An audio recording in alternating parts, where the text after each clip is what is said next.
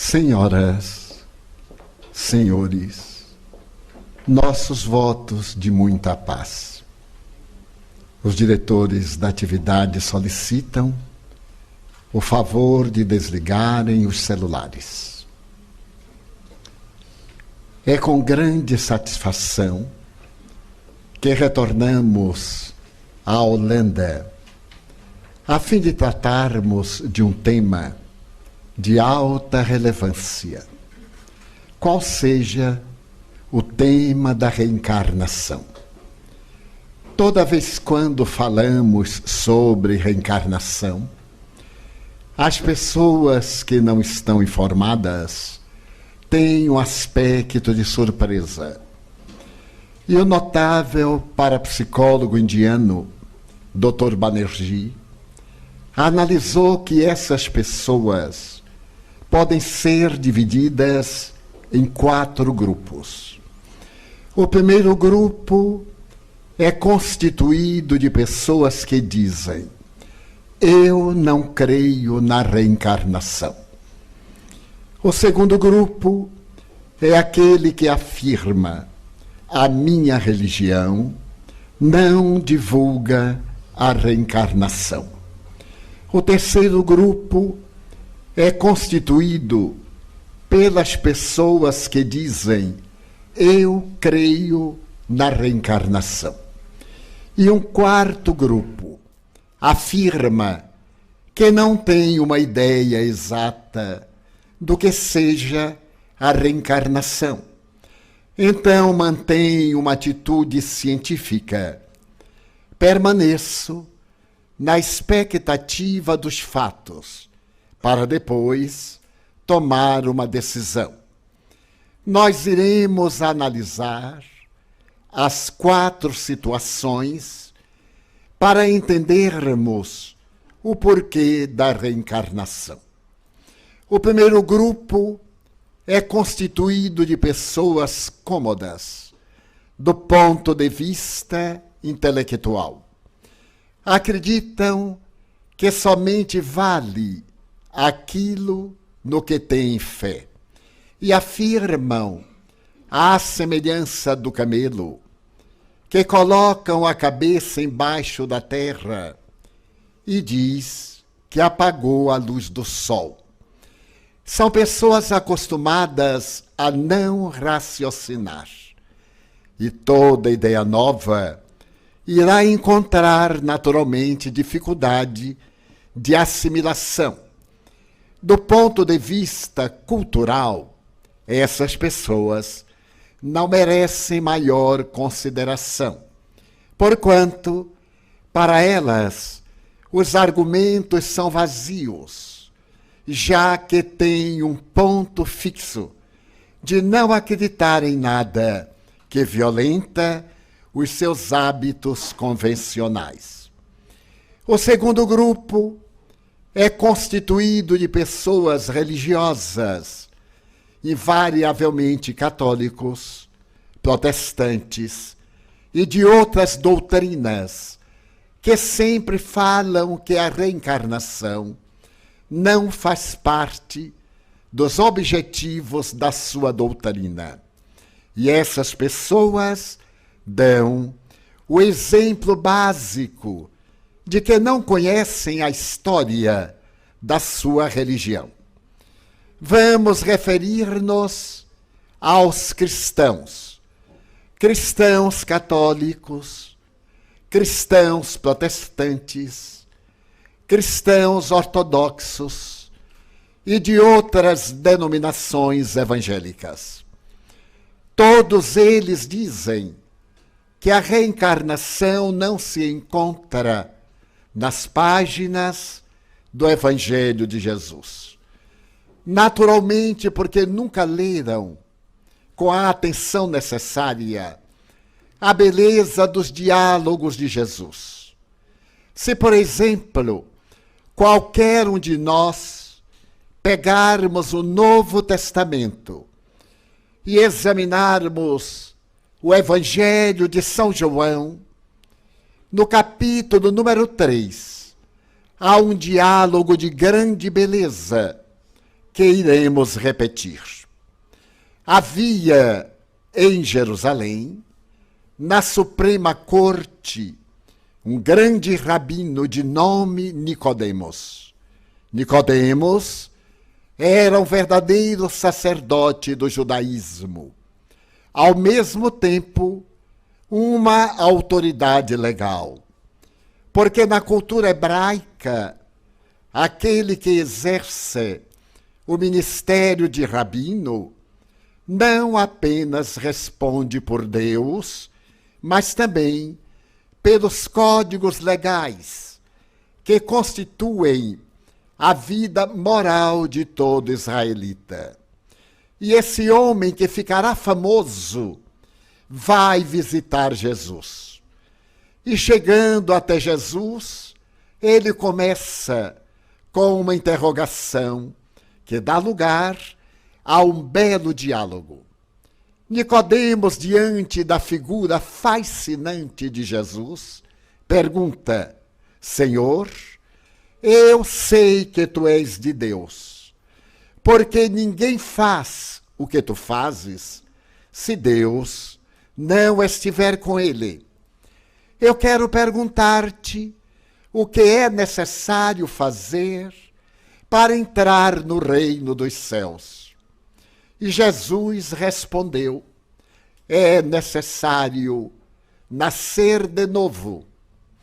Tomado de surpresa, Nicodemos volta a interrogar: como é possível a um homem velho entrar novamente no ventre de sua mãe para renascer? E Jesus lhe diz: tu és doutor da lei e ignoras isto?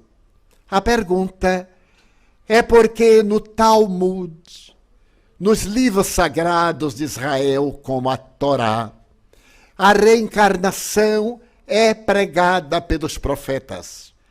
E não era possível que um doutor da lei ignorasse aquilo que era a carta magna do seu povo. Mas aí Jesus responde: é necessário nascer da água e nascer do Espírito para entrar no reino de Deus. Porque o que é nascido da água é água. O que é nascido do Espírito é Espírito. Não te surpreendas, pois, de dizer-te: é necessário nascer de novo. Está evidente que esse nascer de novo é reencarnar. Mas a cultura da época era muito pobre, não havia ciência. A astronomia, por exemplo, era a astrologia.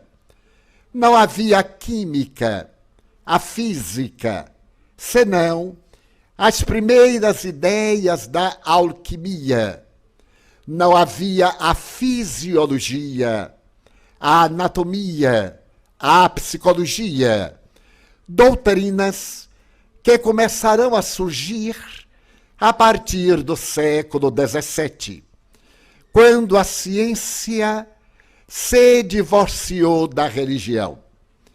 Jesus, sabendo que a mentalidade da época não iria entender as suas lições, mais tarde, quando ele afirma que vai para o holocausto, é necessário que ele morra para que nós tenhamos vida, os discípulos ficam muito tristes e lhe pedem para que não os deixe órfãos.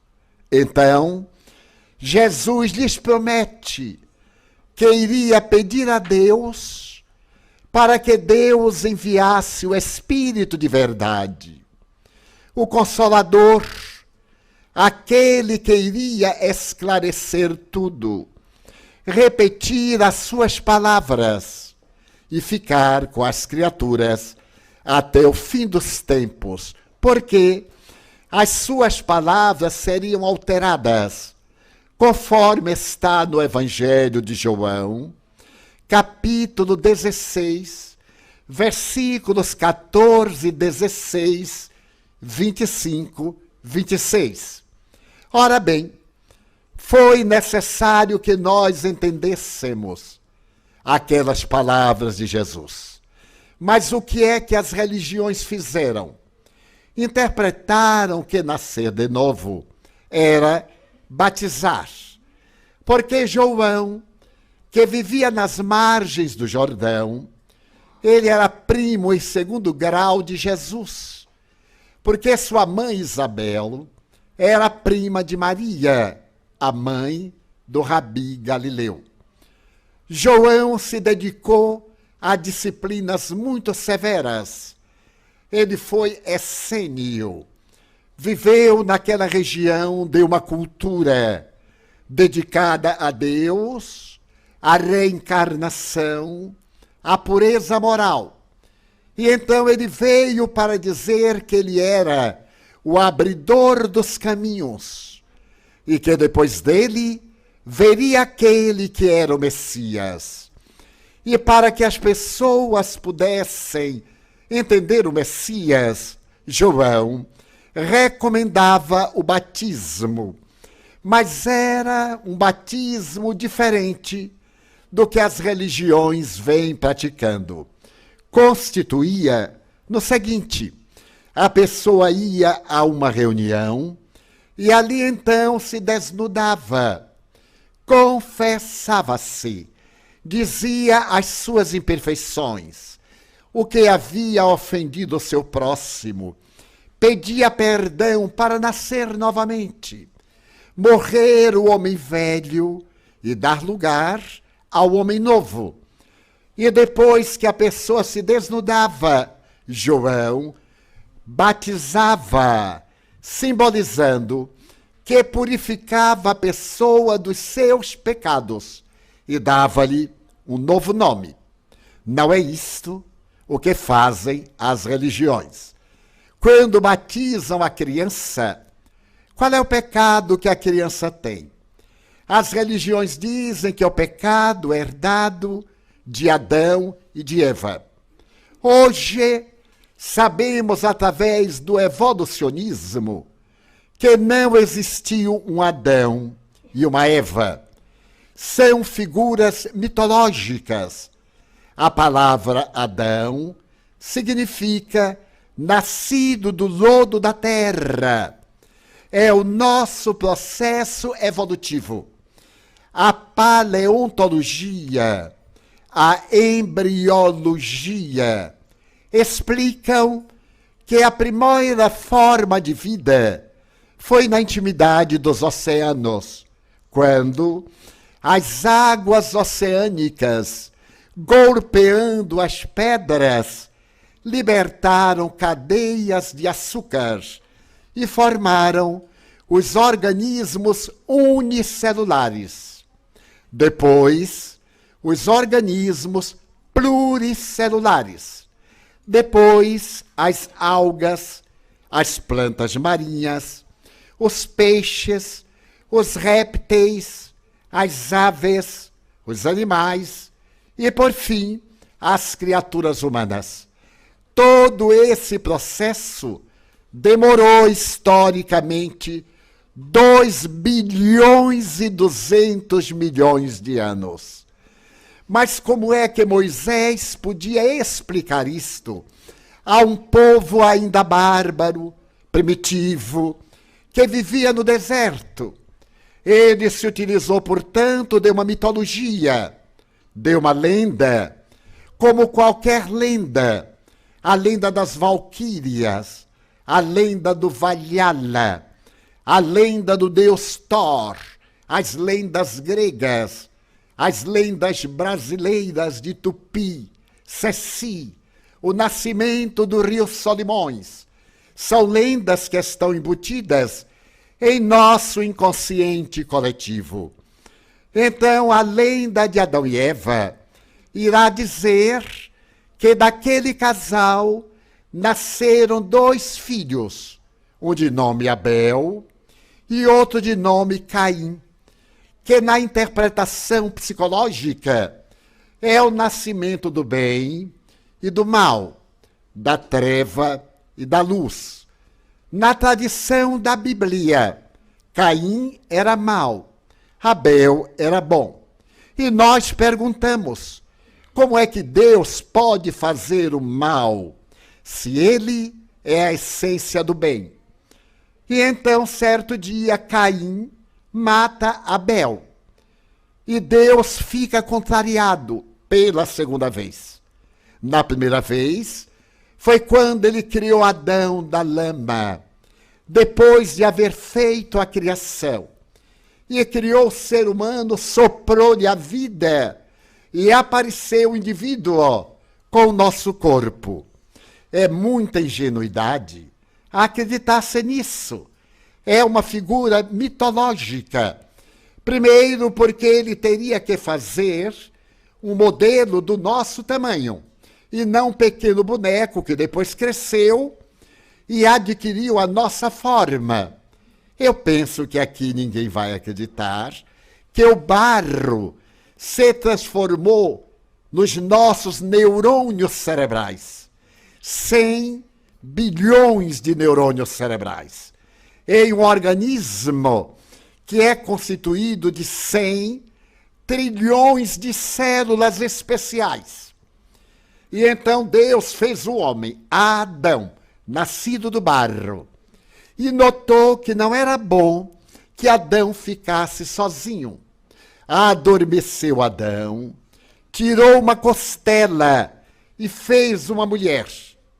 É também uma coisa tão ingênua pegar uma costela de uma pessoa e transformar numa mulher. Esta lenda é machista, hebraica, para mostrar que a mulher não tem independência, é uma parte do homem e deve somente servi-lo. Isso é uma coisa totalmente ultrapassada. Eu tenho um amigo materialista, um grande psiquiatra, e ele gosta de me ouvir para me criticar. E eu gosto das críticas dele para poder meditar se ele tem razão, se ele não tem razão. E oportunamente eu abordei essa questão muito delicada da Bíblia, que não é uma ironia. Estou citando fatos históricos e comentando com todo respeito. E então eu disse que Deus, segundo a Bíblia, tirou uma costela. E ao terminar a conferência, ele disse: Valdo, Deus tirou 2 costelas, porque as nossas costelas são pares. E eu achei interessante a sua crítica. Então ele disse: Deus fez a mulher e jogou fora a outra costela. Mas depois Deus se arrependeu. Foi pegar a outra costela e ela estava mofada. Ela estava meio podre. E Deus, para não perder, fez a sogra. Então, ele disse isto diante da sogra dele. E ela, de imediato, reagiu dizendo: não, Deus não fez a sogra. Deus fez a nora ou o genro. Como era uma briga de casal, eu não me meti, porque não sou casado. Mas é lógico. E então Deus deu o paraíso, que é hoje o Iraque, que é hoje a capital do Iraque. Ali era o paraíso, entre os rios Tigre e Eufrates, na Mesopotâmia. Então Deus disse a Adão e Eva: aqui é o Éden, aqui tem de tudo, mas aquela árvore, vocês não podem comer o fruto. É a árvore da sabedoria, a árvore do bem e do mal. Deus era muito ingênuo, porque toda vez que se proíbe uma coisa, tudo mais perde o sentido e a gente só quer a coisa proibida. Se Deus ficasse calado, tudo bem, porque eles nunca iam encontrar a árvore do bem e do mal. Então, Eva, sempre que passava, olhava para aquela árvore do bem e do mal, porque diziam que a mulher é fraca, ela é uma parte do homem. Até que um dia o demônio Notem que coisa ingênua, infantil. O demônio tomou a forma de uma cobra e olhou para Eva e disse: Eva, come o fruto. Deus te enganou. É uma coisa absurda, porque naquela época as cobras falavam. E então Eva, que era fraca, pegou o fruto, mas não quis comer. E então a serpente disse: come, experimente. E ela resistiu. Aquele meu amigo psiquiatra, terrível, disse: sabe por que Eva comeu a maçã? Eu digo: não tenho ideia. Porque a serpente era muito astuta e disse: Eva, coma que emagrece. Ela então comeu. E na hora que comeu, ofereceu a Adão. E Adão, para atendê-la, comeu também. E nesse momento eles perceberam que estavam nus. Na psicanálise, este arquétipo, este símbolo, significa a subida do Kundalini, essa energia que nós temos na medula. E é o momento da sexualidade. O Éden é a infância. A árvore do bem e do mal é o despontar do sexo. Crianças e selvagens brincam desnudos, até um dia que a criança olha e sente a libido. A libido é um símbolo de serpente. E aí ele tem a malícia, a menina também, por causa da atração sexual. Naquele momento, diz a Bíblia, Deus apareceu com ódio. Eu não posso conceber um Deus que odeia aquelas duas crianças. E então castiga-os. A partir de hoje, vos alimentareis com o suor do vosso rosto. Quer dizer que Deus condenou o trabalho, dizendo que o trabalho é uma condenação pelo pecado. E é muito interessante a história, porque Eva, saindo do paraíso, pisou na cabeça da serpente, que a achatou. E Deus ficou com tanta raiva da serpente que disse: a partir de agora, tu irás rastejar. É outro absurdo. Como é que a serpente caminhava na ponta do rabo? É claro que ela sempre rastejou. Então eles vão trabalhar, mantêm o relacionamento sexual, nasce Caim, nasce Abel. Então Caim e Abel são resultado do pecado, que até hoje nós temos que pagar, o chamado pecado original. Daí as religiões nos batizam para tirar esse pecado de Eva e de Adão. E se alguém morre sem batizar, não vai para o céu. É outro absurdo. Que culpa tenho eu se meu pai, minha mãe não me batizaram? Eles que vão para o inferno, mas eu não. Porque eu sou uma vítima. Não tinham discernimento. Então, o batismo é uma coisa ridícula para tirar o pecado original. E a lenda ainda é mais vigorosa, porque como Caim era muito mau, tudo que ele fazia Deus não gostava. E Abel, que era muito bom, tudo que fazia Deus gostava. Então Caim um dia mata Abel. E Deus aparece para ele e diz: eu vou te expulsar e vou colocar um sinal na tua testa para que ninguém te mate. Não havia ninguém. Eram só os pais dele. E ele então sai dali e vai para as terras de Nod, onde se casou e teve muitos filhos. Com quem?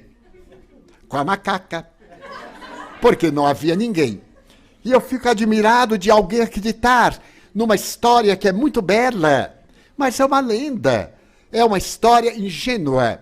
Em nossa cultura, nós temos a embriogenia, a história fóssil, que demonstra a evolução dos animais.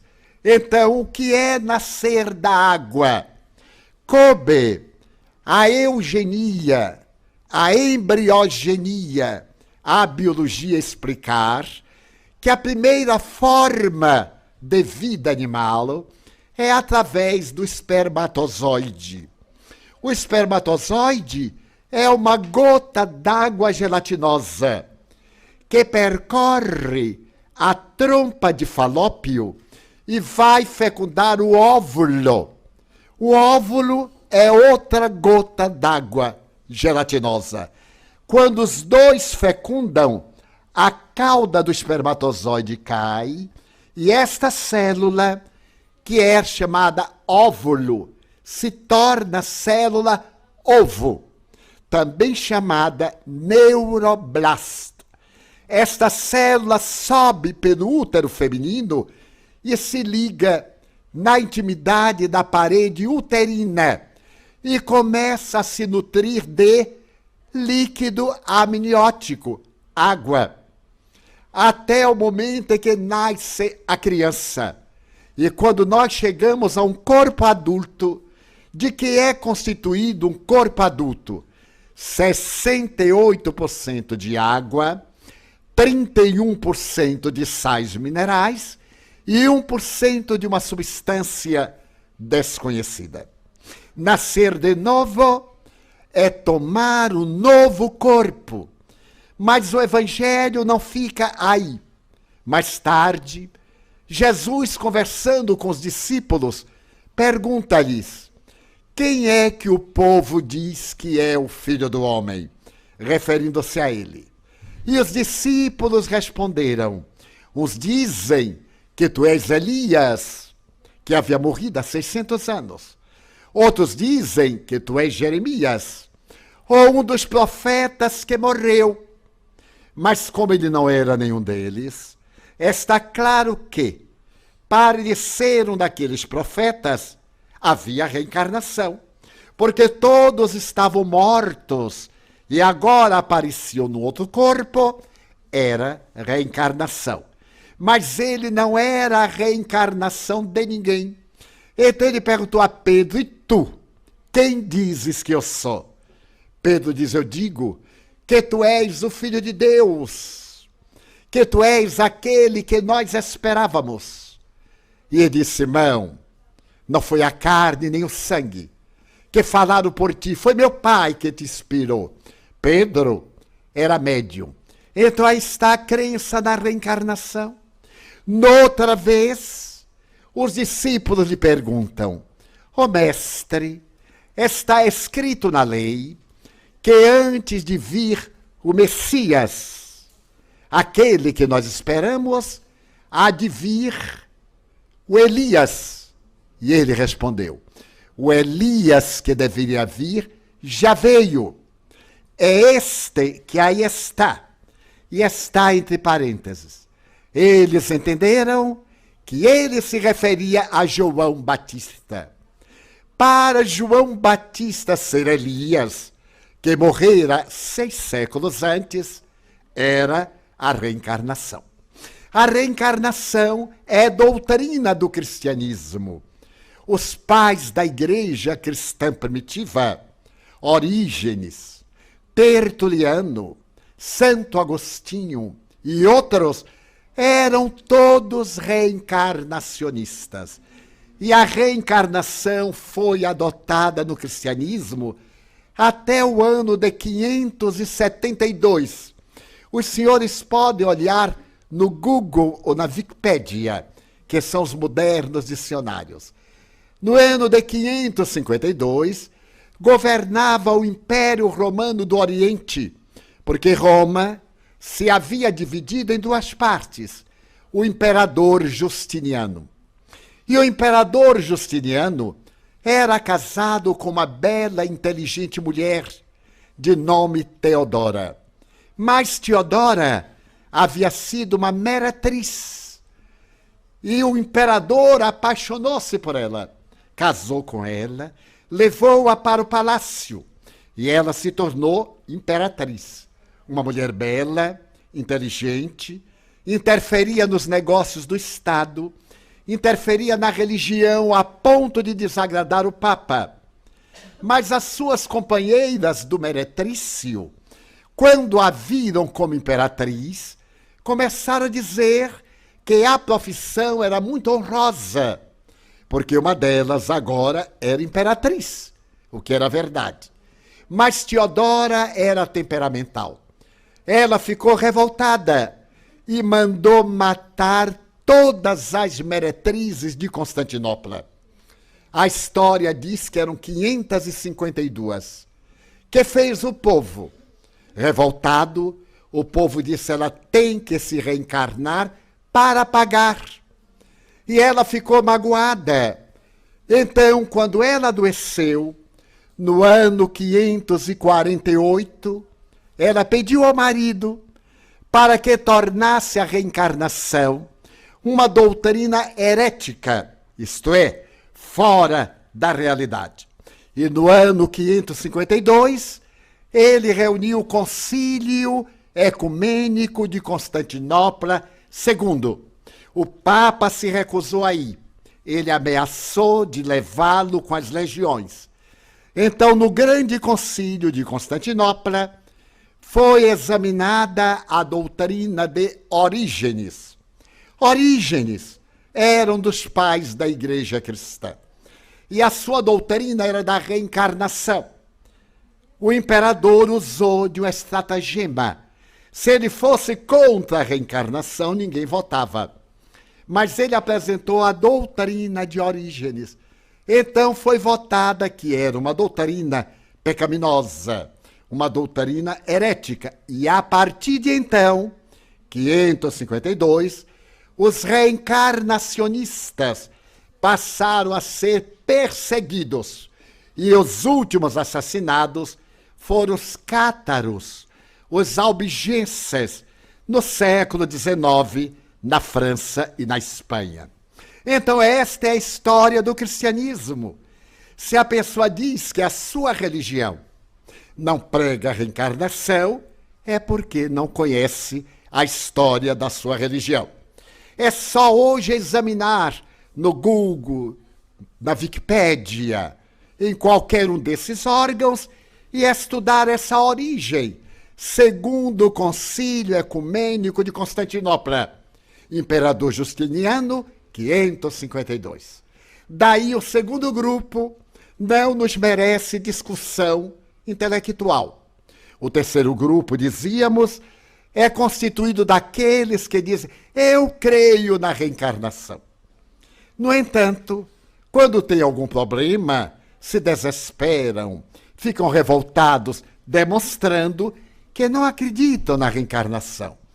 Crer na reencarnação é crer na justiça divina. Para que nos reencarnamos? Para evoluir. Quem é de nós aqui que ainda não perguntou? Porque existem pessoas belas e outras deformadas. Porque nasce uma criança monstruosa. Porque nascem irmãos siameses, chifópagos, presos um ao outro. Porque nasce um psicopata. Desde o berço, ele é um delinquente mental. Mais tarde, ele será um criminoso, um homicida antissocial. Porque existem pessoas ricas, milionárias e os miseráveis. Recentemente, na África, 260 crianças, meninas, foram raptadas por um grupo islâmico de intolerância para serem vendidas como escravas sexuais, como escravas totais. Mas por que elas e não minhas filhas? Porque umas pessoas conseguem tudo o que fazem e outras não conseguem nada. Porque há pessoas que são de uma saúde de ferro, como o meu caso, e outros que são frágeis. Sim, porque eu tenho 87 anos. Não tenho nenhuma doença crônica. Tenho uma memória excelente. Diariamente eu me exercito na memória. E ao invés de estudar o holandês, eu estou estudando o chinês, que vai ser a língua do futuro. Demonstrando uma saúde que não é comum. Nesta jornada, por exemplo, com os meus amigos, um casal de brasileiros, nós iremos visitar 12 países em 34 dias, em 23 cidades, proferindo conferências todos os dias e viajando todos os dias. É necessário saúde de aço inoxidável, naturalmente holandês, porque resiste à ferrugem. Então, por que isto em mim? E, no entanto, eu tive uma irmã que nasceu com hidrocefalia, a cabeça d'água. Era cega, era surda, era muda. Viveu 7 anos, só crescia a cabeça. Porque Deus fez isto com ela e a mim e aos 12 irmãos, porque nós somos 13, quando estávamos todos juntos, todos saudáveis. Porque ela, a reencarnação nos diz que nós somos autores do nosso destino, que Deus nos cria, diz Allan Kardec, em O Livro dos Espíritos, Deus nos cria simples e ignorantes.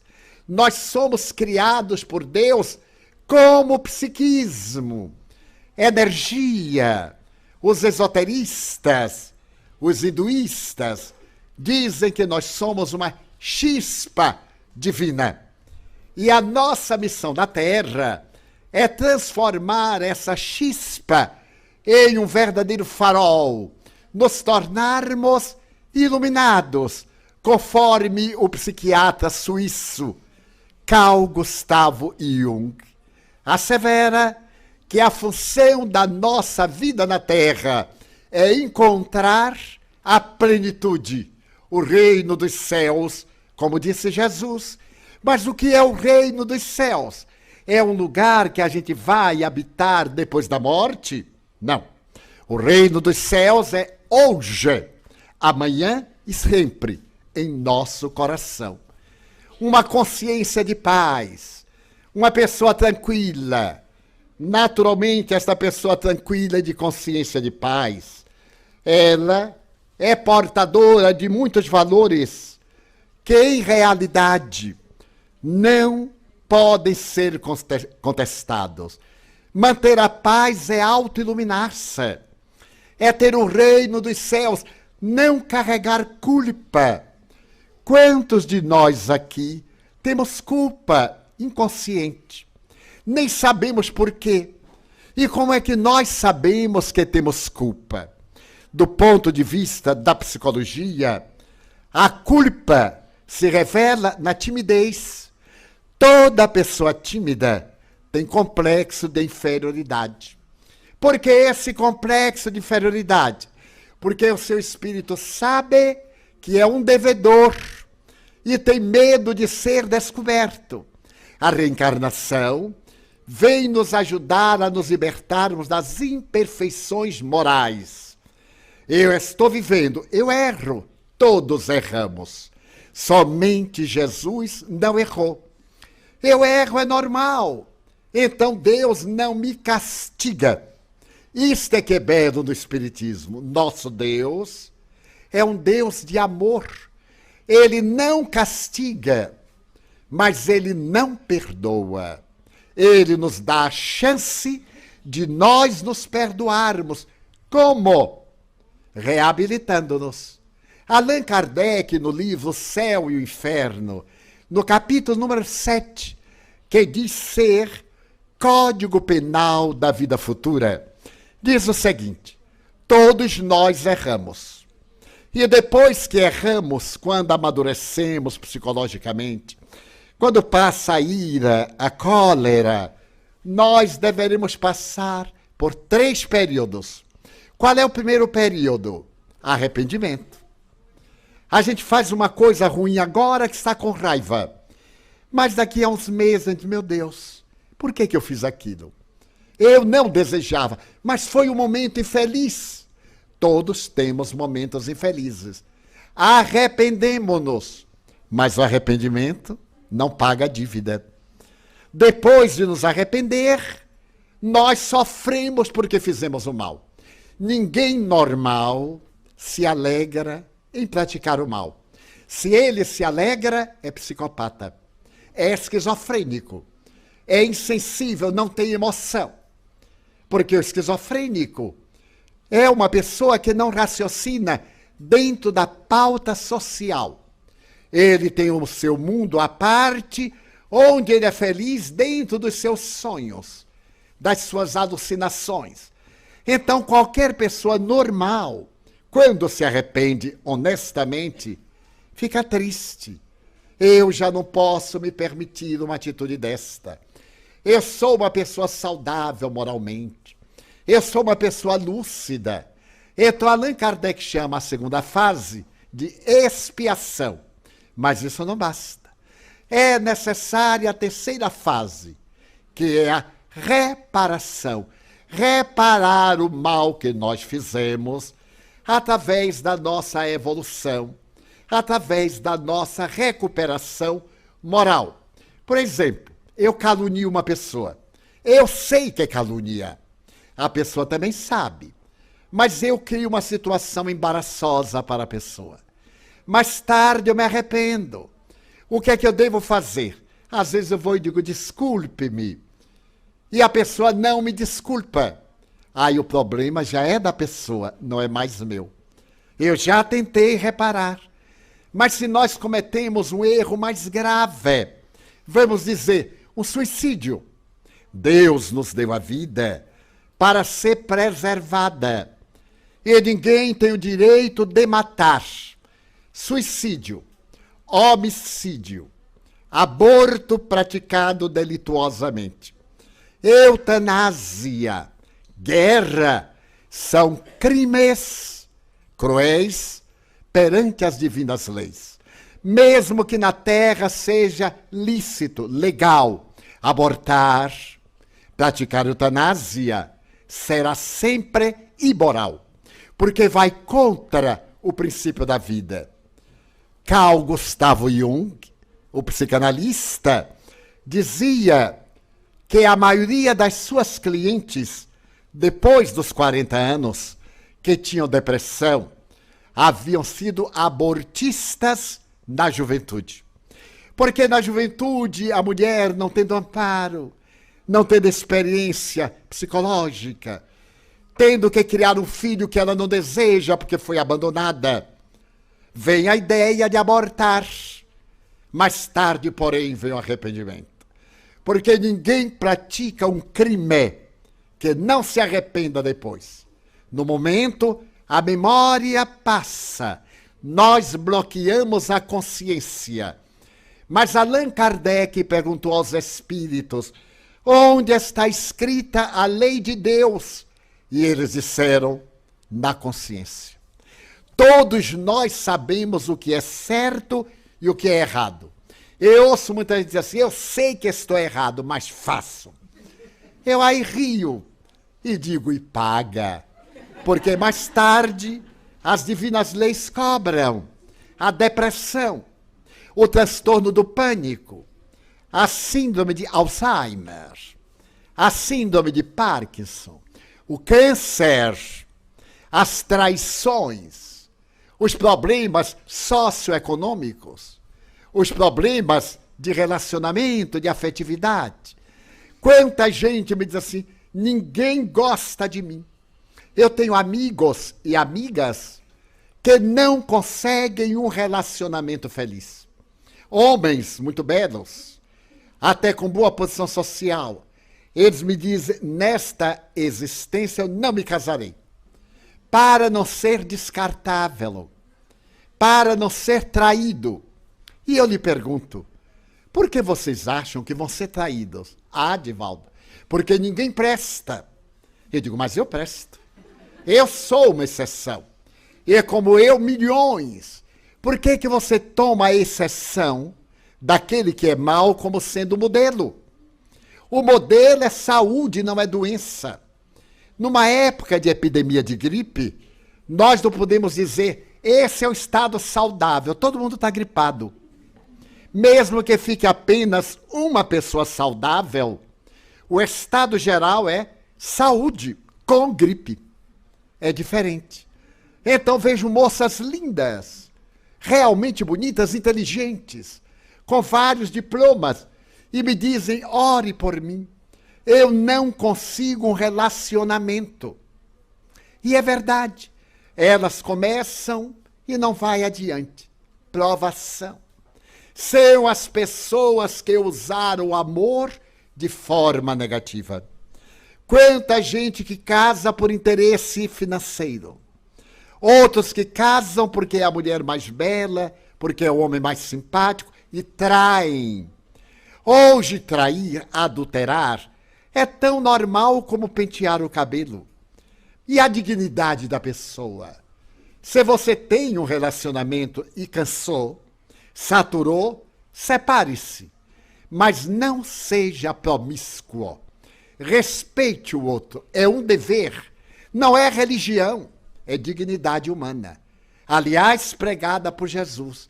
Não faça outro o que você não gostaria que outro lhe fizesse. Então a reencarnação tem essa função. Eu pratico o mal, ninguém sabe, mas eu sei.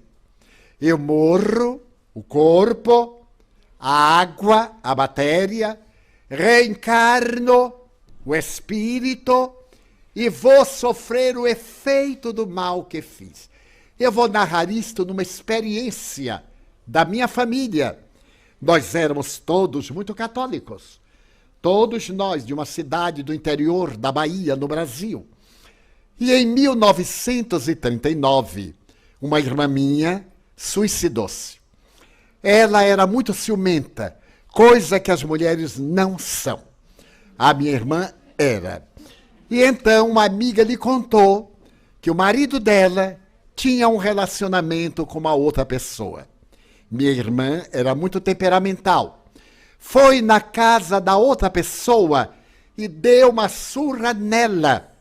Deveria dar surra no marido, porque era ele que ia lá. E se arrependeu, porque foi um caso muito sério.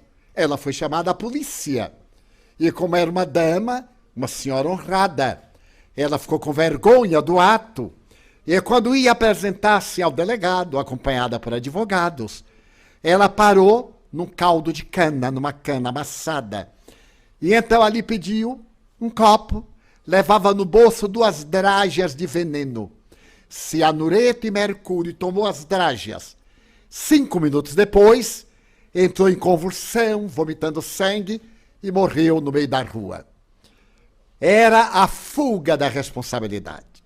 A dor para nós foi imensa, porque o suicida não pensa naqueles que amam. É um egoísta. Pensa no seu problema. E aqueles que eu amo. Se o marido não tinha boa conduta, ela era a esposa, a outra era outra. Separava-se. Naquele tempo no Brasil não tinha divórcio. Mas ela separava-se, eu dizia a ele, você tem que escolher uma ou outra. Agora, simultaneamente, eu não permito que você saia dos braços de uma parceira e venha para mim, porque eu tenho dignidade. Assim que devemos agir. Mas ela era fraca emocionalmente e cometeu essa asneira.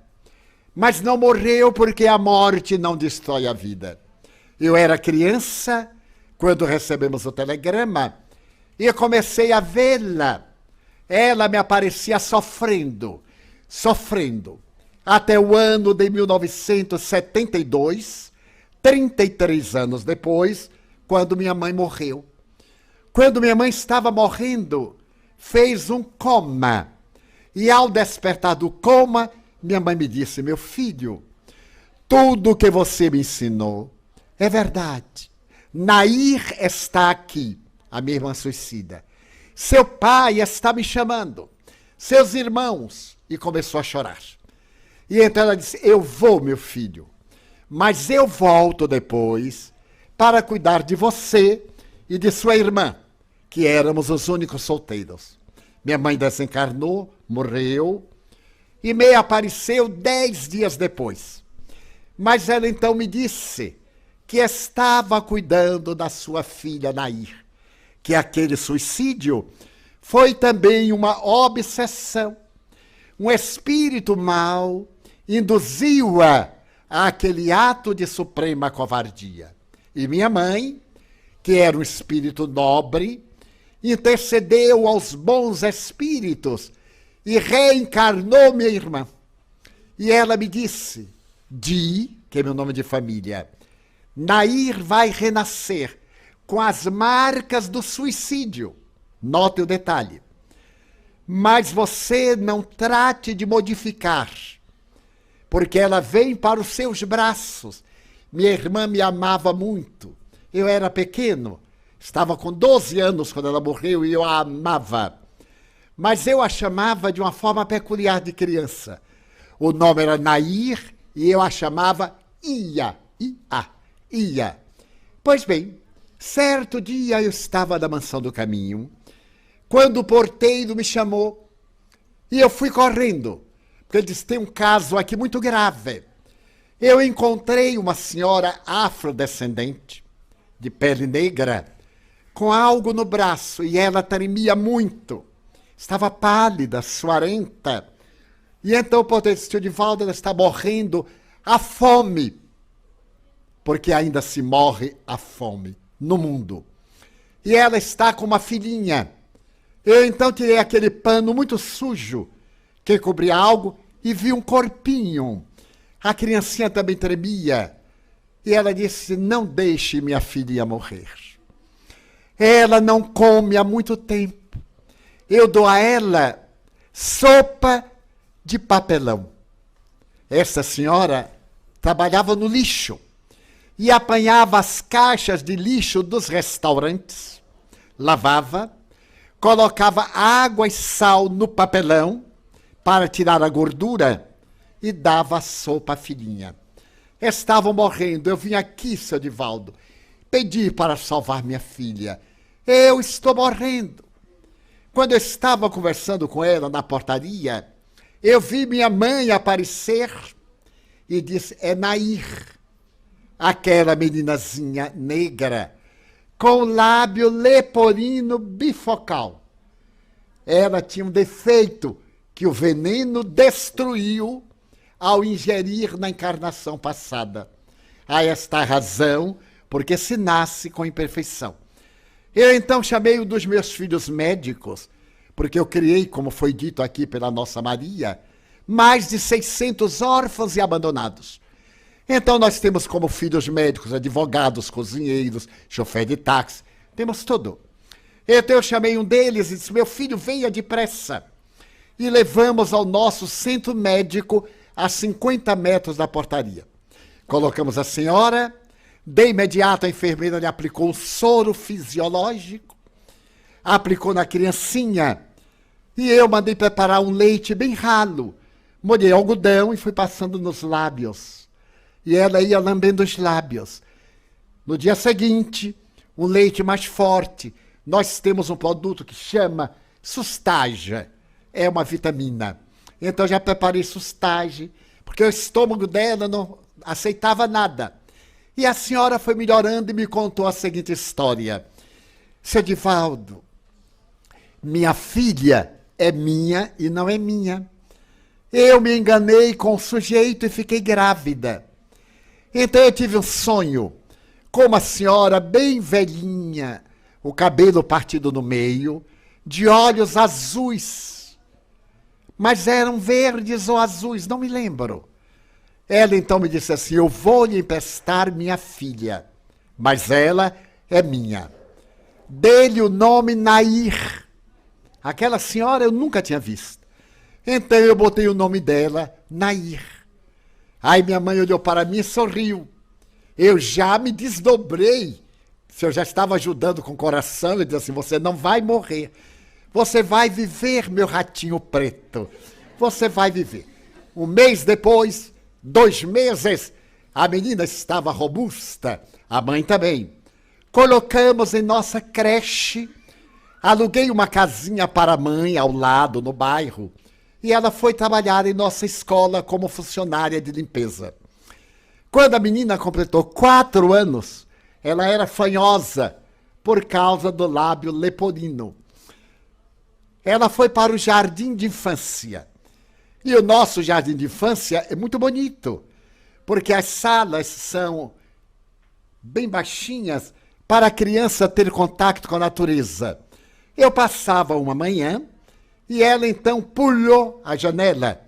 E fanhosa, ela veio correndo e gritou: Didi! Eu tive um choque. Porque ninguém nunca me chamou Didi. Só minha irmã Nair. Eu a chamava Ia e ela me chamava Didi. Então eu parei, ela veio correndo, pulou nos meus braços, eu agarrei, sentei no chão, coloquei na perna e perguntei: por que está me chamando Didi?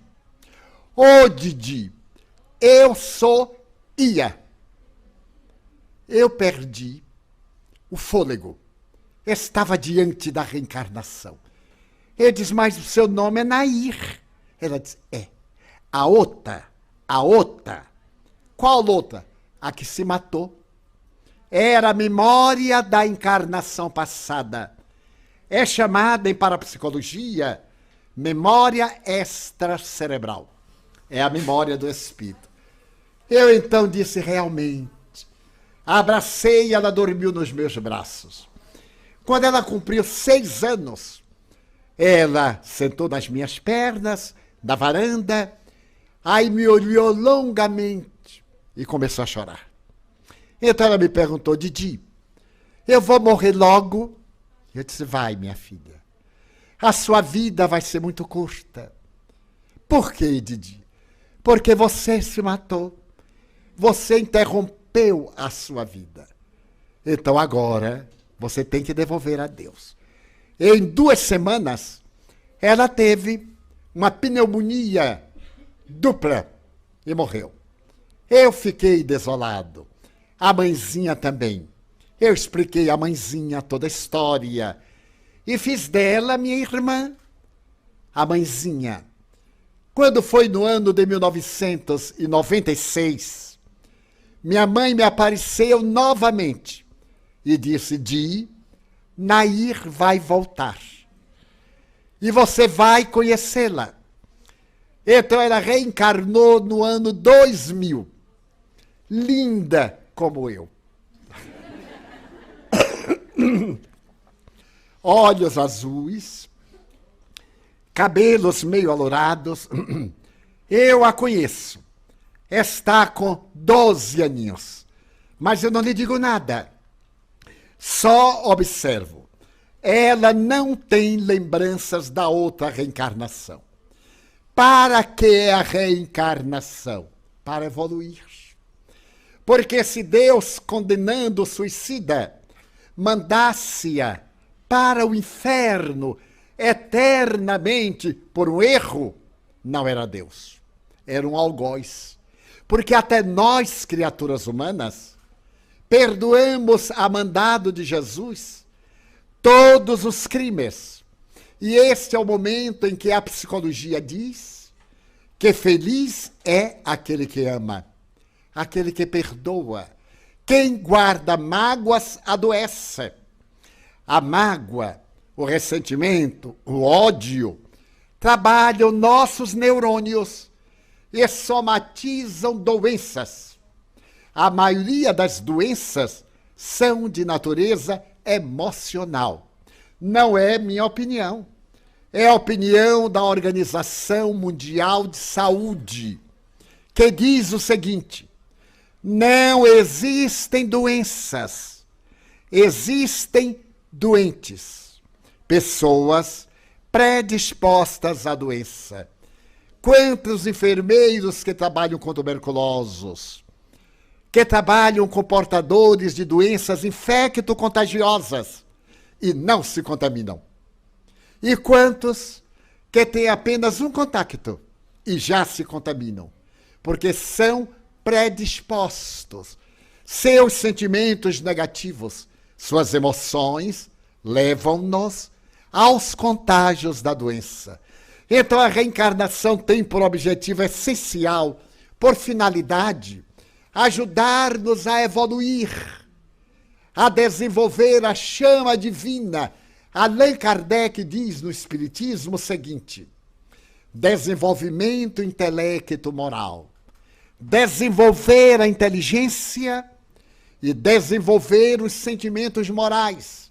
Este século é o século da inteligência, da comunicação virtual, da cibernética, da astrofísica, dos assassinatos, da violência, da traição, do desamor, da solidão, da desconfiança. Por quê? Porque desenvolvemos o lado da inteligência, mas não o lado moral. Esquecemos-nos das leis de Deus e particularmente da maior de todas, que é a lei de amor. Então, aqueles que dizem que creem na reencarnação têm que suportar os sofrimentos com alegria, porque só nos acontece o que nós devemos. Só nos acontece o de que temos necessidade para evoluir. Somente através da nossa evolução moral. E aí está a presença de Jesus, que não é do ponto de vista religioso, é do ponto de vista psicoterapêutico. A doutora Hannah Wolff, psicanalista alemã, escreveu um livro com o seguinte título: Jesus, psicoterapeuta. Ela diz que ele foi o maior psicoterapeuta da humanidade, até hoje, porque nos ensinou esta lição de amor, que nos torna felizes. Feliz é quem ama, não é aquele que é amado. Quando nós amamos, nós temos descargas de adrenalina, nossos olhos brilham. E quando nós desamamos, nossos olhos perdem o brilho, porque temos descarga de cortisol. Então, o quarto grupo, aqueles que são pesquisadores científicos, pode-se provar a reencarnação no laboratório da ciência? Claro. E para isso, os psicólogos, os psiquiatras e os psicanalistas criaram uma ciência, que é a psicologia transpessoal. Foi criada nos Estados Unidos em 1975, porque havia 3 escolas psicológicas: a psicanálise, a psicologia humanista e a psicologia behaviorista, ou psicologia do comportamento. Uma elite de psiquiatras criou a psicologia com alma, provando a reencarnação. O Dr. Ian Stevenson, neuropsiquiatra da Universidade da Virgínia, pesquisou crianças que se lembravam de terem vivido antes e escreveu um livro extraordinário, 20 Cases Suggestive of Reincarnation, 20 casos que sugerem a reencarnação. É um clássico. Ele morreu. E hoje, na Universidade da Virgínia, o seu substituto tem 2.000 casos classificados, provando cientificamente a reencarnação. Outro, Dr. Brian Weiss, psiquiatra de Miami. Ele estudou a reencarnação para curar a esquizofrenia. Ele atendia uma jovem esquizofrênica e um dia hipnotizou-a. E ela regrediu à existência passada e mostrou que aquela doença dela tinha causa em uma existência anterior. O Dr. Brian Weiss se tornou uma personalidade mundialmente famosa.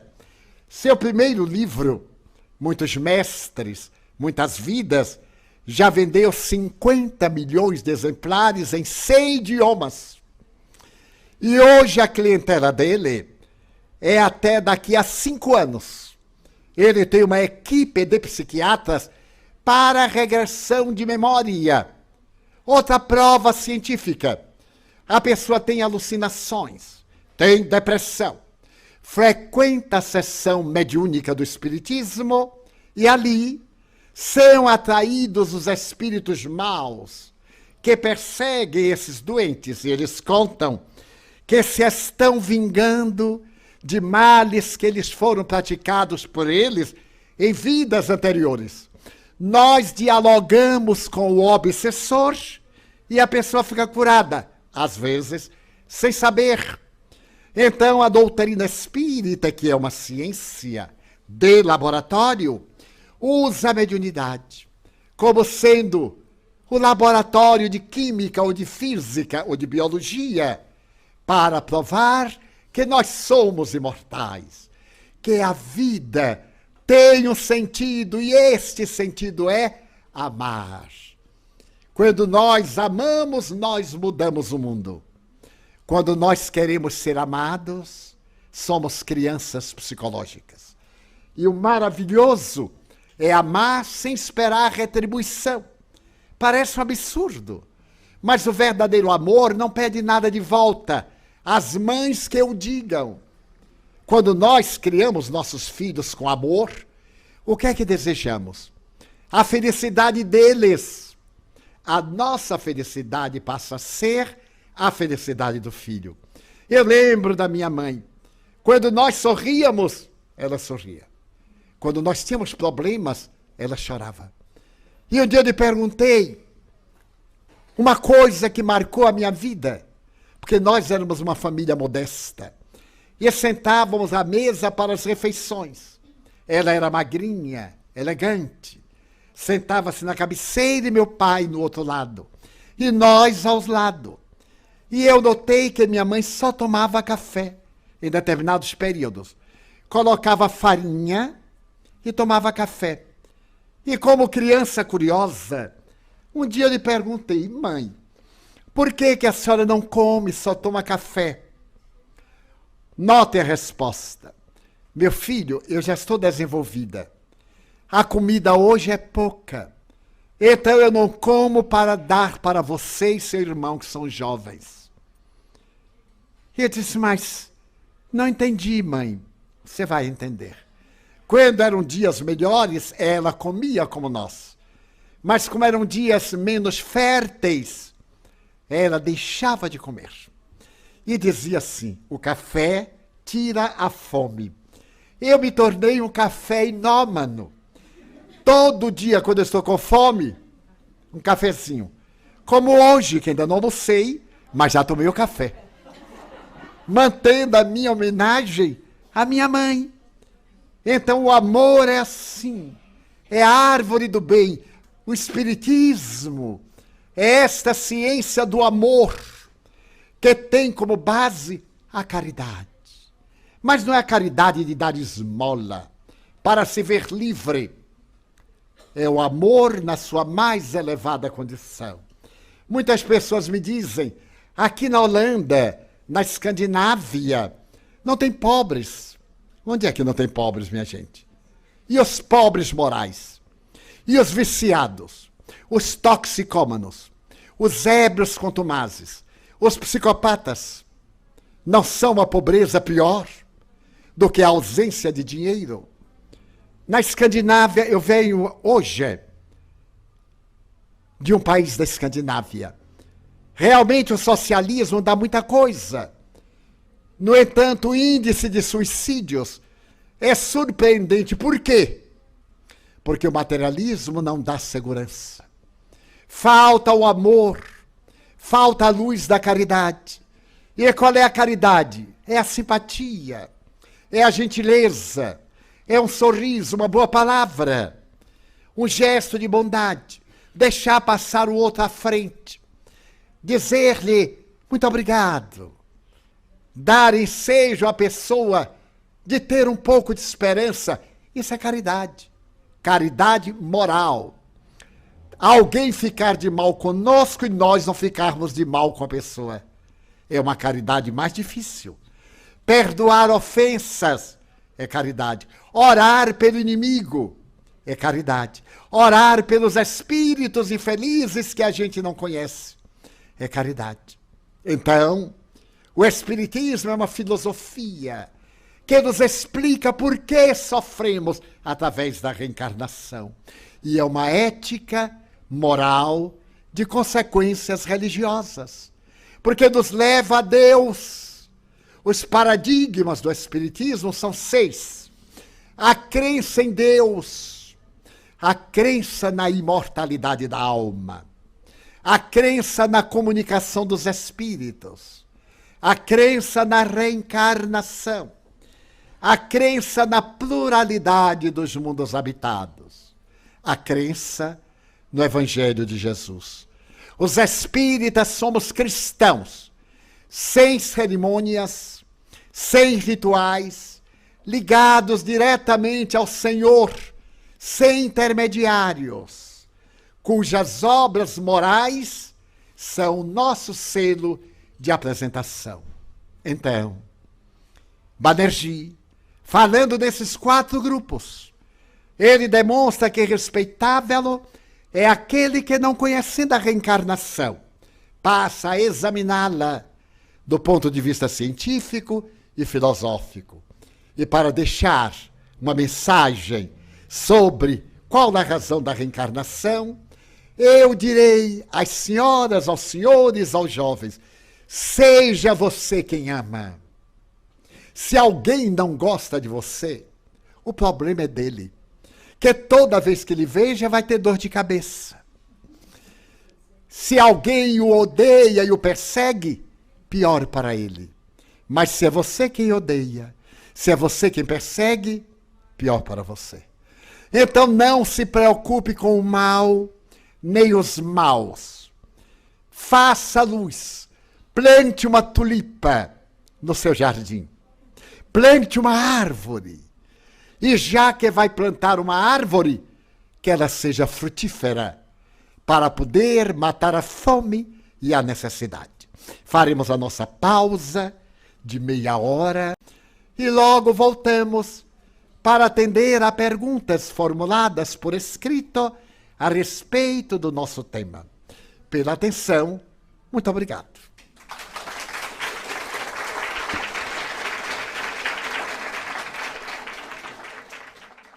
Nós recebemos muitas perguntas e vamos selecionar aquelas que nos parecem mais interessantes. Dus die Waldo gaat de meest... Is die aan? Ja? Gaat de meest interessante vragen eruit halen, omdat het er anders te veel zijn. Alguém pergunta: como contestar a Bíblia Hoe kan je tegen de Bijbel ingaan e desmistificá-la, se ela é a palavra de Deus en haar anders interpreteren, omdat het eigenlijk het woord van God is? Primeiro, Deus não fala. In de eerste plaats, God spreekt niet. E a Bíblia não é a palavra de Deus. En de Bijbel is niet het woord Gods. Ela foi escrita por mais de 80 pessoas. De Bijbel is geschreven door meer dan 80 personen. Será que a pessoa acha que Deus escreveria a sensualidade do rei Salomão? Denken jullie nou echt dat God zou schrijven over de seksualiteit van koning Salomon? Que nós temos a ver religiosamente com a paixão de Sansão e Dalila? Wat hebben wij in religieuze zin te zien met Samson en Dalila, hun passie voor elkaar? A força de Sansão estava no cabelo. De kracht van Samson zat in zijn haar. Será que a pessoa acredita? Is er dan echt iemand die dat gelooft? E as mulheres que se sacrificavam para poder servir aos homens nos exércitos? En de vrouwen die werden opgeofferd om de mannen te dienen die in het leger zaten. Primeiro, a palavra Bíblia Ten eerste is het woord van de Bijbel. vem do grego biblos, En het woord uit de Bijbel komt van het Griekse biblos. que significa livro, mais livro, mais livro, mais livro. Dat betekent boek en nog meer boek en nog meer boek. É a história do povo hebreu. Het is de geschiedenis van het Hebreeuwse volk. A Bíblia se apresenta sob 2 aspectos. En de Bijbel laat 2 aspecten zien. O aspecto histórico Het historische aspect e o aspecto profético. en het profetische aspect. Então nós temos que ser lógicos. Dus we moeten logisch zijn. E eu disse que respeitava a Bíblia. Ik heb gezegd dat wie de Bijbel respecteert, E não estava desmistificando. En dat ik die respecteer en dat ik hem niet op een andere manier interpreteer. Estava aclarando. Ik leg hem alleen nader uit. Porque eu não posso supor que alguém acredite que foi feita de uma costela de homem. Want ik kan niet geloven dat iemand ook maar hier gelooft dat Eva is geboren uit de rib van een man. E expliquei que é uma lenda. En ik heb uitgelegd dat dat een legende is. É uma mitologia. Dat het een mythologie is. Jung, o pai de uma ciência, En Jung, de vader van een wetenschap, fala Jung, dos arquétipos, die heeft het over de archetypes. as nossas heranças ancestrais. Onze ancestrale erfenissen. Todos os povos têm as suas lendas. Alle volkeren hebben hun eigen legendes. Quem leu as histórias da Escandinávia, Wie de geschiedenissen, de verhalen uit Scandinavië leest, Hans Christian Andersen van Hans Christian Andersen e tantos outros, as lendas daqui da Holanda, en van nog een heleboel andere en ook de legendes hier uit Nederland, será que acredita zou iemand daar echt in geloven? nas fadas, In de sprookjes? nos gnomos? In de... Jongens? Oh, Aqueles anõezinhos. oh de genomen. Genomen. Ja, nee, ik verstond niet. E, De ser- genomen, dus de kaboutertjes. e será que a pessoa acredita na história do Brasil? En denk je dat mensen geloven in een verhaal, de verhaaltjes uit Brazilië? Quantas mentiras? Want hoeveel leugens zijn er niet? Vou contar uma que eu sou baiano. Ik ga er eentje vertellen, want ik ben Bahiaan. Em 1624, In 1624 os holandeses invadiram a cidade do Salvador zijn de Nederlanders de stad Salvador binnengevallen. e se travou uma grande batalha. En toen heeft er een grote strijd plaatsgevonden. No começo do ano de 1625, In het begin van 1625 os baianos e os portugueses hebben de Bahianen en Portugezen lutaram contra os holandeses tegen de Nederlanders gevochten. e venceram os holandeses. En hebben ze het gewonnen van de Nederlanders. Isso é história. En dat is een verhaal. Agora a mentira. Maar nu komt de leugen.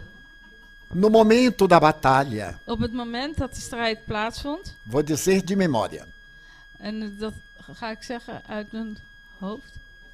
Eu vou dizer de memória. Ja, uit mijn hoofd zeggen. O almirante Jansen Paters, Zij, admiraal Jacinthe Parker, vendo-se perdido,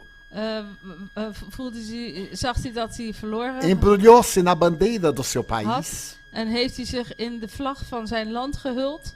e atirou-se ao mar exclamando: En is hij in zee gesprongen en schreeuwde hij: O oceano é a única sepultura digna de almirante Batavo. Oké, de oceaan is het enige waardige graf voor een Batavier. É absurdo. Dat is absurd.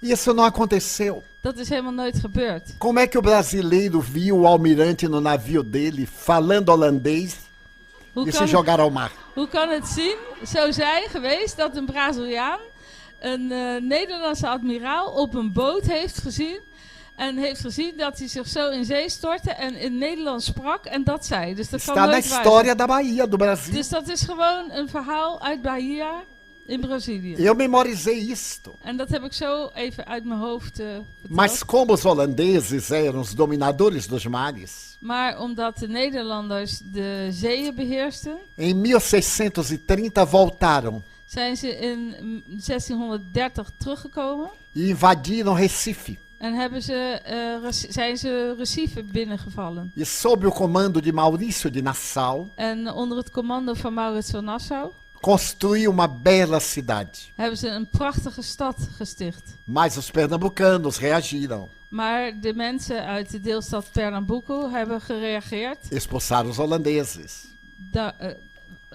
Expulsaram. En hebben ze de Nederlanders uit de stad gezet. E nós temos da Holanda muita gente lá de olhos azuis e cabelo louro. Maar we hebben daar uit Nederland heel veel mensen met blauwe ogen en blonde haren. Pode imaginar mulato de olho verde? Kan je voorstellen, mulat met groene ogen? Então a Bíblia é a história de povo. Dus de Bijbel is gewoon de geschiedenis van een volk. Só é sagrada porque tudo é sagrado quando nós amamos. Hij is alleen maar heilig omdat alles heilig is als we lief hebben. Todos nós temos a capacidade de identificar uma reencarnação. Zijn wij allemaal in staat om een reïncarnatie te herkennen? Mais ou menos. Min of meer. Através dos sonhos, Via de dromen, das nossas tendências, via onze eigen tendenties, da nossa amizade. via onze vriendschappen. Os franceses usam a expressão déjà vu.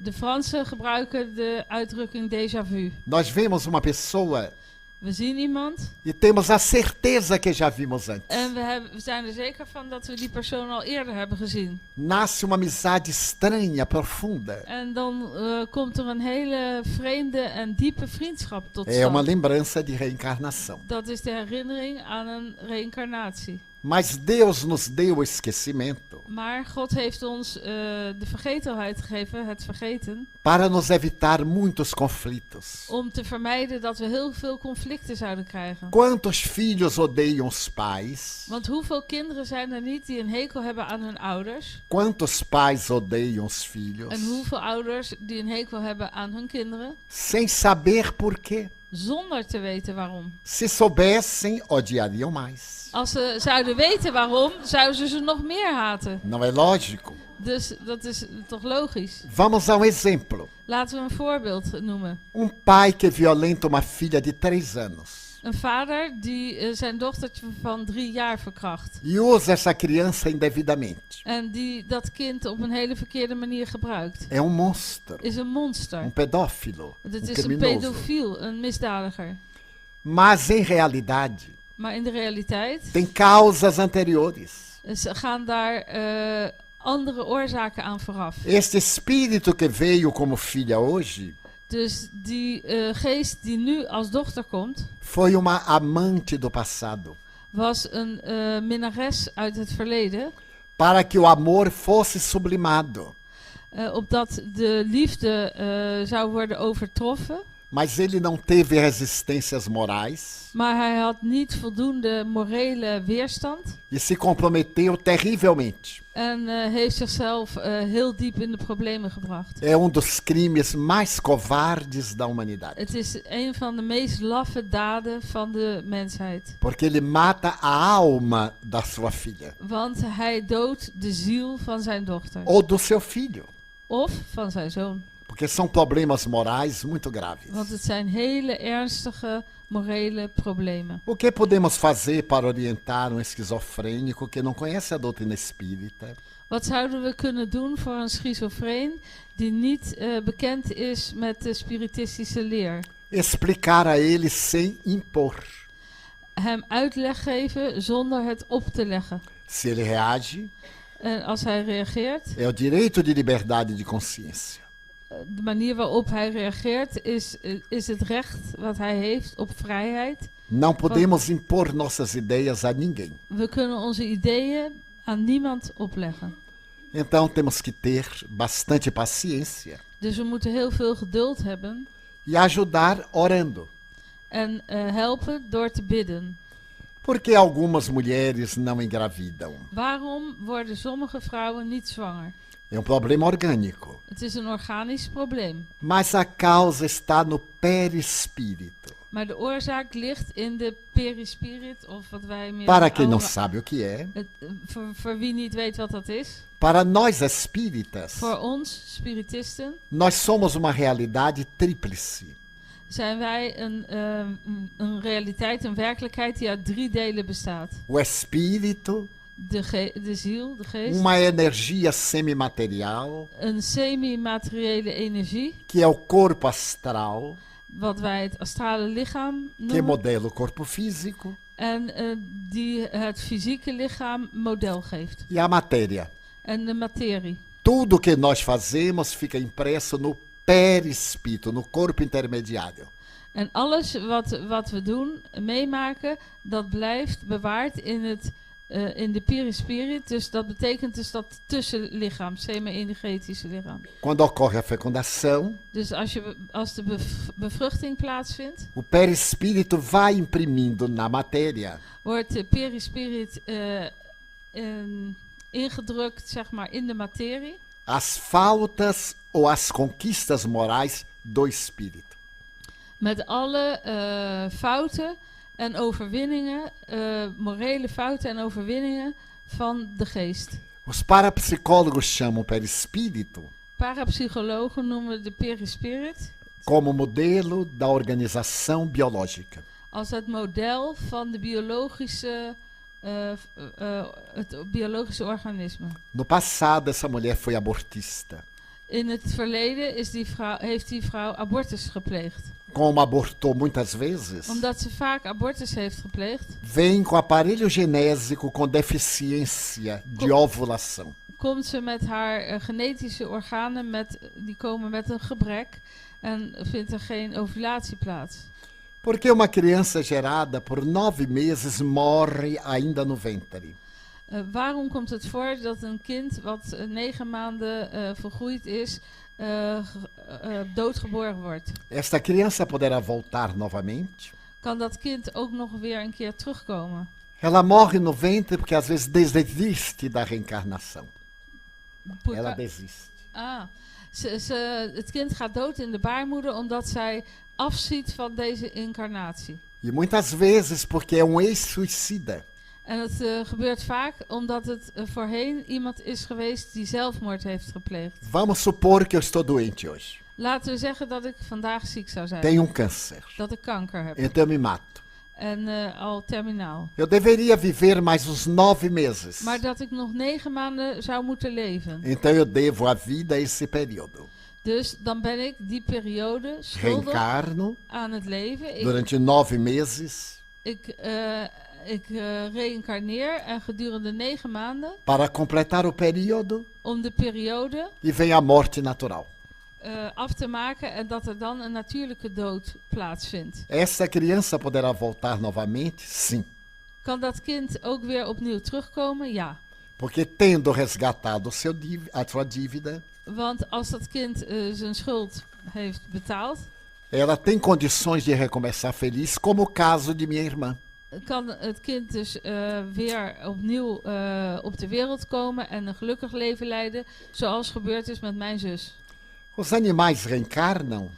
Reïncarneren dieren ook? Sim. Ja. Todos. Alle dieren. Todos. Alle dieren. Porque a evolução é infinita. Want evolutie is oneindig. Existe uma hierarquia entre os espíritos, uns são melhores e outros piores? Is er sprake van hiërarchie tussen de geesten? Zijn sommigen beter en anderen slechter? Sim, é natural. Ja, natuurlijk. Dat is morre Hitler e morre Madre Teresa de Calcutá. Dus Rita gaat dood en Moeder Teresa uit Calcutta gaat dood. Eles são diferentes. Ze zijn anders. Então há uma hierarquia infinita. Dus er is een oneindige hiërarchie. Que a Bíblia chama os anjos, os arcanjos, os querubins. Dus dat is wat de Bijbel noemt de engelen, de karabijnen, E vai infinito. En al dat soort etherische wezens. En daar is een oneindige serie van. Que tipo de ensinamento, prova ou expiação tem um espírito que reencarna como autista? Wat is de beproeving of de boetedoening van een ziel die reïncarneert als iemand die autistisch is? Suicidas. Dat zijn zelfmoordplegers. Voltam encarcerados no corpo. Dus ze komen terug en daarbij zijn ze gevangen in hun eigen lichaam. Alguns são agressivos. Sommige daarvan zijn agressief. E outros, embora o autismo En andere, alhoewel ze autistisch zijn, demonstram uma grandíssima capacidade intelectual. laten zien dat ze een enorme intellectuele capaciteit hebben. O autismo, de certo modo, bloqueia o sentimento. Tot een zekere hoogte blokkeert autisme de gevoelens. A comunicação, De communicatie, mas não interrompe o pensamento. maar niet de gedachten. É como alguém que está prisioneiro no corpo e não pode se expandir. Het is net alsof iemand gevangen zit in zijn eigen leven en kan niet naar buiten treden. Pessoas reencontram-se em outras vidas? Of mensen elkaar opnieuw ontmoeten in andere levens. Claro que sim. Ja, natuurlijk wel. Senão seria terrível. Anders zou het toch vreselijk zijn? Quando a gente olha para uma pessoa e se apaixona de primeira vez, Als je naar iemand kijkt en je wordt voor de eerste keer verliefd. ou odeia de primeira vez, Of bij de eerste keer dat je iemand ziet, haat je hem gelijk. Não, já estamos acabando. É grande amor ou grande inimigo. Dan is het een grote liefde geweest of een grote vijand. As leis de Deus são de amor.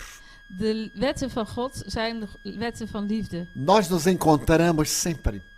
Wij ontmoeten elkaar steeds weer. Querem ver exemplo muito bonito? Wilt u een heel mooi voorbeeld horen? Nos anos 70, In de jaren 70 essa senhora morava em Curitiba woonde deze mevrouw, dat ben ik dus, in e Curitiba. frequentava grupo espírita dedicado à minha mãe. En daar kwam ik bij een spiritistische groep. Die was gewijd aan mijn moeder. Costurava para ajudar a mansão do caminhão. Ja, en ze naaide daar om de opbrengst van het naaiwerk, borduurwerk was het. Entrava na fila para assinar livro. Was bestemd voor de Mansão do Caminho en daar deed ik dan aan mee. En ik stond in de rij, net zoals jullie, om een handtekening van Divaldo te krijgen in een groot theater als ik een boek kocht. Só que as filas lá são pouquinho maiores.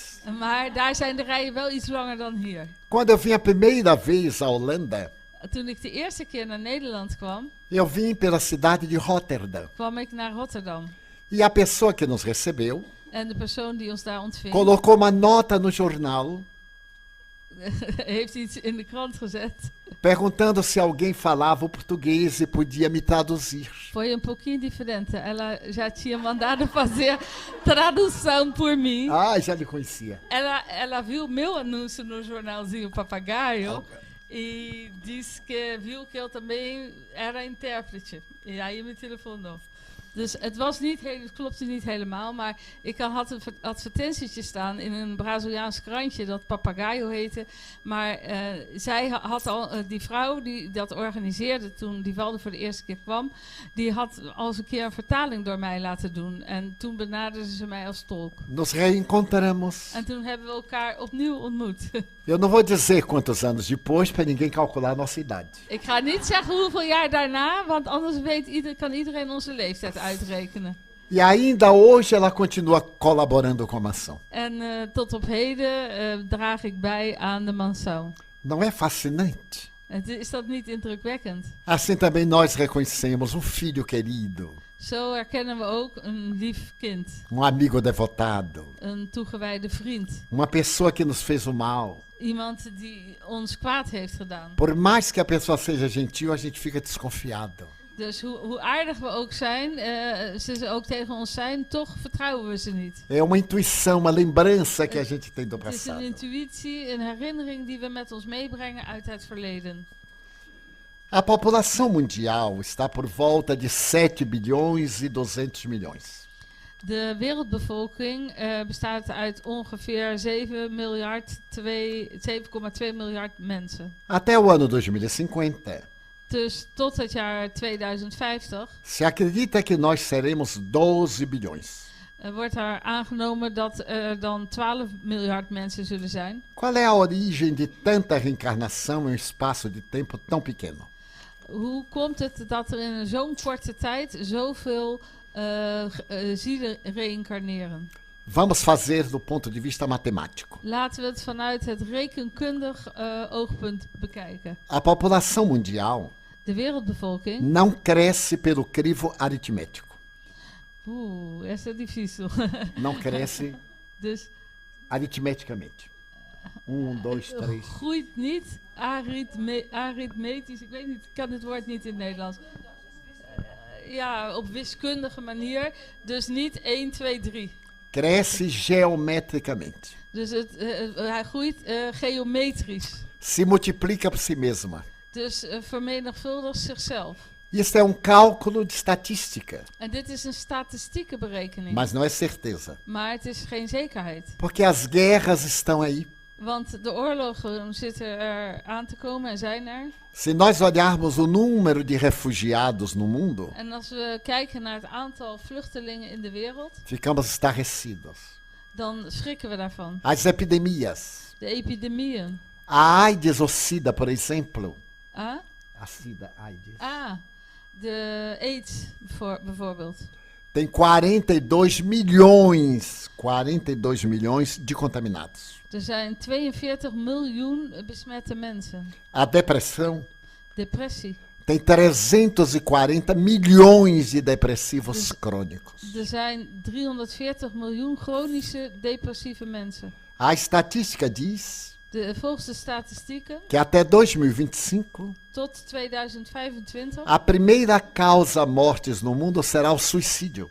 zal de grootste doodsoorzaak op de wereld zelfmoord zijn. Por causa da depressão. Vanwege de depressies. E suicídio com armas de fogo. En vooral zelfmoord middels vuurwapens. Neste momento no mundo, Op dit moment in de wereld, em cada 2 segundos, elke 2 seconden alguém suicida. pleegt er iemand zelfmoord. Então nós temos estatísticas alarmantes para diminuir Dus we hebben hele alarmerende statistieken a grande ameaça agora die moeten terug worden gedrongen. De grote dreiging op dit moment is da Rússia com a Europa, van Rusland met Europa. o problema da Crimeia, Het probleem van Oekraïne. Oh, van de Krim. Van de Krim, oké, Krim, ja. palestinos e judeus, Palestijnen en Joden. enfim, tudo isto. Dus al die dingen. Mas os espíritos dizem Maar de geesten zeggen que a Terra pode receber até 18 bilhões de pessoas. dat de aarde in staat is om tot 18 miljard mensen Se nós equilibrarmos a alimentação, te herbergen als wij zorgen dat de voeding in evenwicht komt, mudarmos os hábitos, onze gewoontes veranderen, a Terra produz alimentos para todos. dan is de aarde in staat om genoeg voedingsmiddelen te leveren voor iedereen. Os alimentos perdidos nos Estados Unidos, O que perdidos? alimentos, De voedingsmiddelen die in de Verenigde Staten verloren zijn gegaan, dariam para acabar a fome na Terra.